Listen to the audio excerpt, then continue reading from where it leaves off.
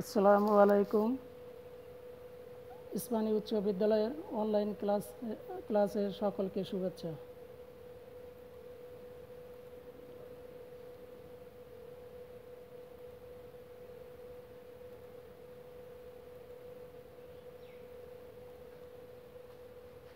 প্রিয় শিক্ষার্থীরা, আশা করি তোমরা ভালো আছো। কোভিড-19 এই বিপর্যয়ে তোমরা প্রত্যেকে বাসায় বসে পাঠ্যসূচির সাথে সম্পর্কিত আছো এবং ভিডিও অনলাইন টিভিতে তোমরা অনলাইন ক্লাসগুলো দেখছো এবং সেই অনুসারে লেখাপড়া করছো। আজকে তোমাদের সামনে আমি কিছু আলোচনা করব। আমি মোহাম্মদ আব্দুল খালেক, সহকারী শিক্ষক, ইসমানী উচ্চ বিদ্যালয়, রামেরকান্দা, কেরানীগঞ্জ, ঢাকা।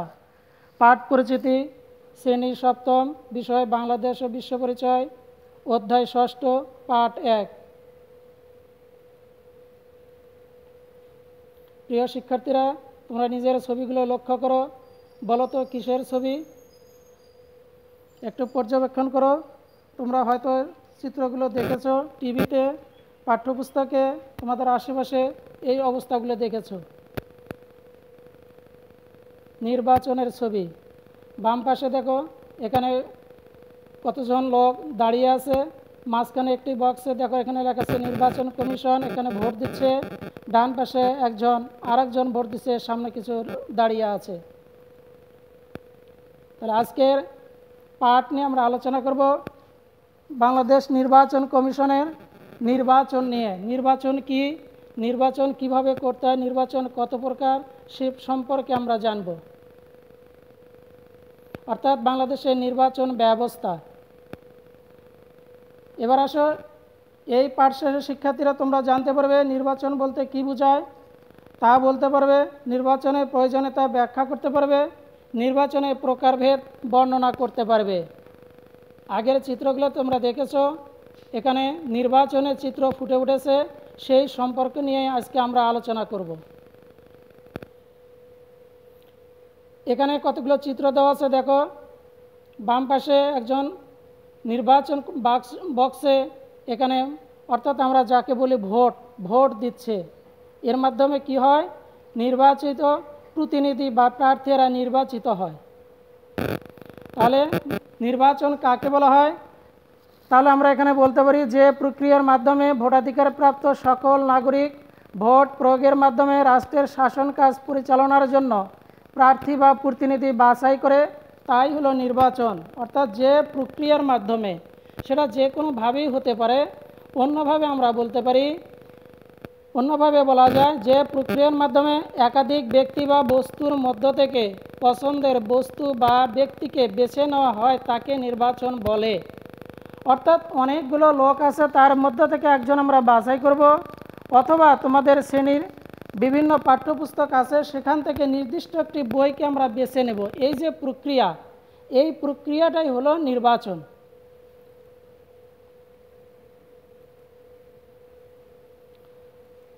তাহলে এবার এই যে নির্বাচন আলোচনা করা হলো, নির্বাচন কাকে বলে, নির্বাচনে তোমরা চিত্রগুলো দেখেছো। তাহলে এখন তোমাদেরকে এখান থেকে কিছু প্রশ্ন বা নিজেরাই এটাকে অনুধাবন করতে হবে, বলতে হবে নির্বাচন বলতে তোমরা কি বুঝো।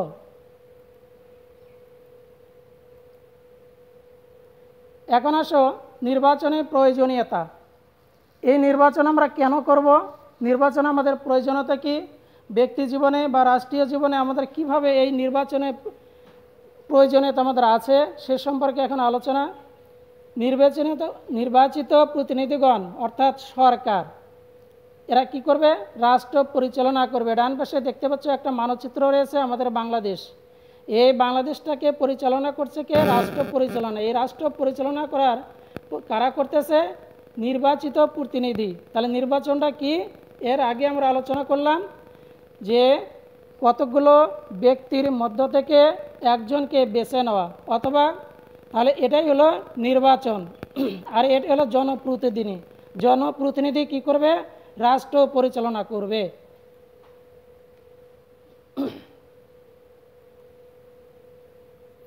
এখানে বাম পাশে দেখো একটি চিত্র দেওয়া আছে। সেই চিত্রটি কিসের, তোমরা নিশ্চয়ই দেখেছো। এটা হলো কিসের বলতে পারো, এটা হলো জাতীয় সংসদ। আর ডান পাশে দেখো কতজন, এই যে জনপ্রতিনিধি যারা বসে আছে এরা কিন্তু অন্য কেউ নয়, নির্বাচনের মাধ্যমে জনপ্রতিনিধি এরা কি করবে, এরা হলো আইন প্রণয়ন করবে। কি করবে? আইন প্রণয়ন করবে। অর্থাৎ এই জনপ্রতিনিধিরাই কি করবে? আইন প্রণয়ন করবে। এই আইন প্রণয়নের মাধ্যমে আমাদের দেশটা পরিচালিত হবে, আমরা এই আইনের মাধ্যমে আবদ্ধ থাকব। নিচের চারটি লক্ষ্য করো। নির্বাচিত প্রতিনিধিগণ, কারা কারা নির্বাচিত প্রতিনিধিগণ? এক নম্বরে এখানে আছে সংসদ সদস্য। সংসদ সদস্য সিটি কর্পোরেশন মেয়র, উপজেলা চেয়ারম্যান, পৌরসভা মেয়র, ইউনিয়ন পরিষদ চেয়ারম্যান। এরপরে আছে জাতীয় সংসদ সদস্যরা যারা প্রতিনিধি করে এরা হলো রাষ্ট্রপতি, এটাও নির্বাচনের মাধ্যমে হয়।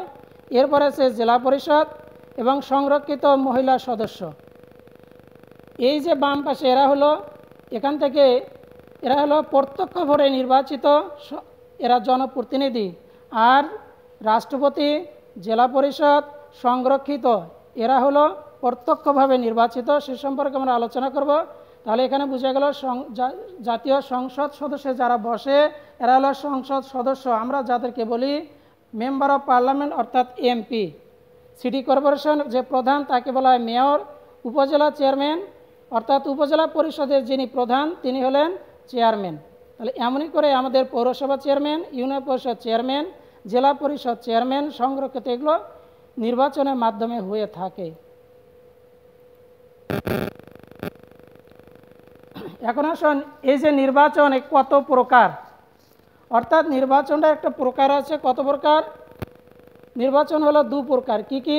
একটা হলো প্রত্যক্ষ নির্বাচন আর একটি হলো পরোক্ষ নির্বাচন। প্রত্যক্ষ তোমরা জানো যেটা সরাসরি কোনো কিছু হয়, এটা হলো প্রত্যক্ষ। আর পরোক্ষ নিজে না করে অন্যের মাধ্যমে বা বাঁকাভাবে যেটা করা হয়, যেটা আমরা সহজ কথায় বলি, এটা হলো পরোক্ষভাবে। অর্থাৎ একটা হলো প্রত্যক্ষ নির্বাচন আর একটি হলো পরোক্ষ নির্বাচন। নির্বাচনকে আরও দুইভাবে পরিচালনা করা যায়, এটা হলো প্রকারভেদ। একটা হলো প্রত্যক্ষ নির্বাচন আর একটি হলো পরোক্ষ নির্বাচন। এই নির্বাচনকে আমরা আরও দুইভাবে পরিচালনা করতে পারি বা করা হয় আমাদের দেশে। এটা হলো একটা জাতীয় নির্বাচন আর একটি হলো স্থানীয় নির্বাচন। এর আগে যে নির্বাচন প্রতিনিধি আমরা দেখিয়েছি, উপজেলা পরিষদ, ইউনিয়ন পরিষদ, সিটি কর্পোরেশন, এগুলো হলো স্থানীয় পর্যায়ে। জাতীয় পর্যায়ে নির্বাচন হলো সংসদ নির্বাচন অর্থাৎ এমপি। এখন আসো প্রত্যক্ষ নির্বাচন। এই প্রত্যক্ষ নির্বাচন কাকে বলে? দেখো চিত্রের মাধ্যমে আমরা এখানে উপস্থাপন করছি যে ভোটাররা সরাসরি ভোট প্রদান করে নির্বাচিত প্রতিনিধি, এটা হলো প্রত্যক্ষ নির্বাচন। তাহলে কি বোঝা হলো? ভোটদাতা কি করবেন? সরাসরি ভোট প্রদান করবেন, করে কি হবে? যে প্রতিনিধি নির্বাচিত হবে এটা হলো প্রত্যক্ষ নির্বাচন। যেমন আমাদের নির্বাচন এলাকায় মেম্বাররা থাকে, আমরা সরাসরি তাদেরকে ভোট দিয়ে প্রতিনিধি নির্বাচন করি। যেমন আমাদের চেয়ারম্যান, এরা হলো নির্বাচিত প্রতিনিধি, এটা হলো প্রত্যক্ষ নির্বাচন। এই প্রত্যক্ষ নির্বাচন অর্থাৎ সরাসরি যে নির্বাচনটা হয়ে থাকে। এরপরে আসো পরোক্ষ নির্বাচন। এখানে দেখো বাম পাশে ভোটাররা ভোট প্রদান করতেছে, মাঝখানে দেখো এর আগের চিত্র আমরা দেখেছি, জাতীয় সংসদের একটা চিত্র এখানে আছে, এটা হলো মধ্যবর্তী সংস্থা বা প্রতিনিধি। তাহলে আমরা কি করলাম? আমরা সরাসরি ভোট দিয়ে এই সংসদ সদস্যদেরকে তৈরি করলাম, নির্বাচিত করলাম। এই সংসদ সদস্যরা কি করবে? তারা আবার ভোট দিয়ে চূড়ান্ত প্রতিনিধি নির্বাচন করবে। এটাই হলো পরোক্ষ নির্বাচন। তাহলে দেখো ভোটদাতা তারা কি করবে? মধ্যবর্তী প্রতিনিধি নির্বাচন করবে, অর্থাৎ এটা হলো প্রথম নির্বাচন। এরপর এই মধ্যবর্তী প্রতিনিধি এরা আবার দ্বিতীয়বার ভোট দিয়ে দ্বিতীয়বার নির্বাচন করবে কি? চূড়ান্ত প্রতিনিধি। যেমন তাহলে তোমরা বলতে পারো এ ধরনের নির্বাচন আমাদের দেশে আছে কি? হ্যাঁ আছে।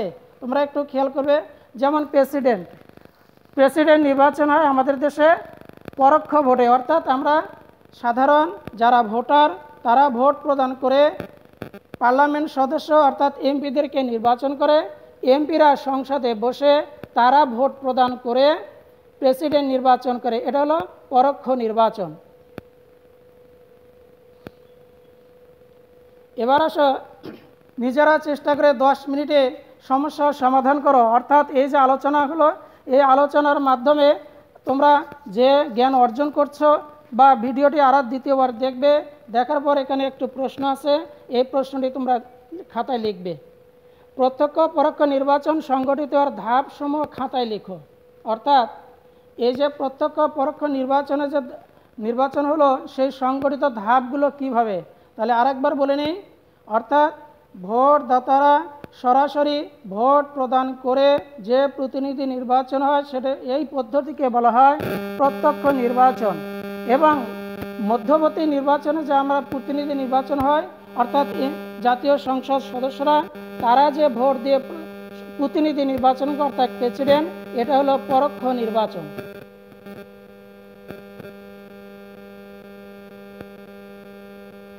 এখন আসো মূল্যায়ন। প্রত্যক্ষ নির্বাচন বলতে কি বুঝো?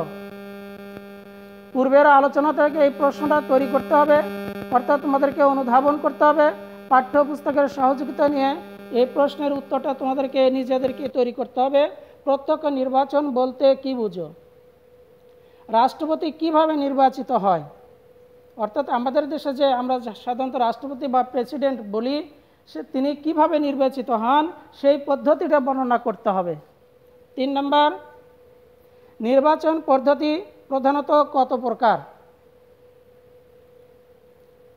এখানে 4টি অপশন দেওয়া আছে, 3 প্রকার, 4 প্রকার, 2 প্রকার, 5 প্রকার। এই প্রশ্নের উত্তর তৈরি করতে গেলে পূর্ব থেকে নিয়ে শেষ পর্যন্ত তোমাদেরকে ভিডিওটি পর্যবেক্ষণ করতে হবে এবং সেই অনুসারে উত্তর দিতে হবে। তাহলে উত্তরটা কি হবে আমরা দেখি। 2 প্রকার। তাহলে নির্বাচন পদ্ধতি কত প্রকার? 2 প্রকার। একটা হলো প্রত্যক্ষ নির্বাচন আর একটি হলো পরোক্ষ নির্বাচন। যদি এখানে বলা হতো আমাদের দেশে নির্বাচন অন্য কয়ভাবে আমরা পরিচালনা করে থাকি, তাহলে ওটা হবে 2 ভাবে। কিভাবে? একটি হলো জাতীয় পর্যায়ে নির্বাচন আর একটি হলো স্থানীয় পর্যায়ে নির্বাচন।